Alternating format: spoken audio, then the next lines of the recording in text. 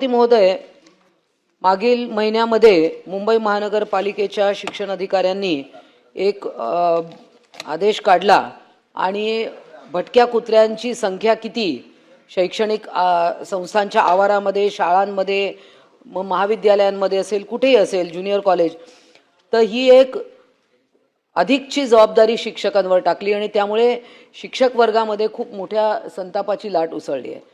एकतर शिक्षकांना 38 प्रकारचे ॲप याच्यामध्ये माहिती भरावी लागते आणि यामध्ये किती माहिती, म्हणजे दिवसभर शिक्षक मोबाईल आणि लॅपटॉपवरच असतात। काही ठिकाणी एकल शाळा आहेत, काही ठिकाणी एकल शाळा म्हणजे एकच शिक्षक आहे, काही ठिकाणी दोनच शिक्षक आहे आणि मग एक मुख्याध्यापक आणि एक शिक्षक। आता भरती पण बंद आहे, जे बिगर शैक्षणिक कामं ही सगळी दिली जातात आणि यामध्ये शिक्षक ऑलरेडी पिचलेले आहेत आणि त्यामध्ये अशा प्रकारचं भटक्या कुत्र्यांना शोधणं, त्यांना हुसकावून लावणं किंवा त्यांचा बंदोबस्त करणं, त्यांचं सेन्सस एक प्रकारे मोजणं, हे अत्यंत क्लेशदायक आणि खरं त्यांच्यासाठी अपमानकारक आहे। म्हणजे शिक्षकांनी तर आता हे डेटा एंट्री ऑपरेटर झाले की काय, अशा प्रकारचे लेख आता आपण वाचतोय की शिक्षक उरले फक्त अहवाल भरण्यापुरते।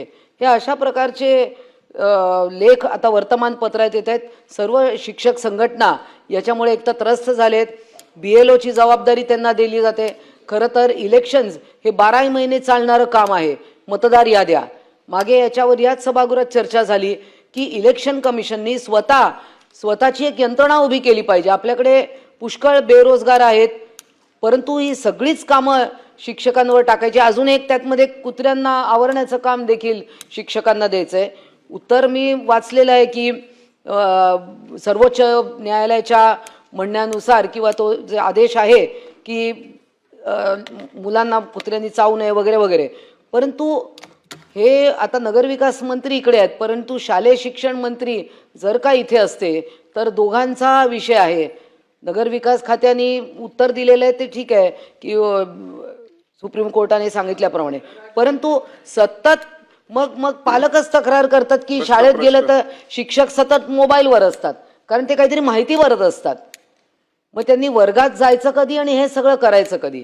त्यामुळे हा विषय तुम्ही ह्या ज्या कोणी आदेश काढलेला आहे तो त्यांना विड्रॉ करायला लावा आणि दुसरी जी शैक्षणिक कामं दिली जातात ती निम्म्यावर आणली पाहिजे किंबहुना ती, कारण एकतर शिक्षकेतर कर्मचाऱ्यांची भरतीच नाही आहे आणि मग हे कामं करायची कोणी?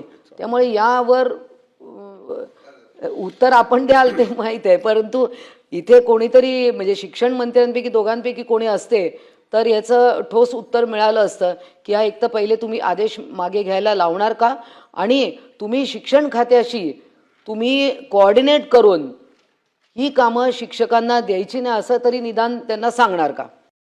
अल्पावधीतच लोकप्रिय झालेला भारताचा बुलंद आवाज आपला Bharat channel subscribe, share, like आणि कमेंट्स करायला विसरू नका।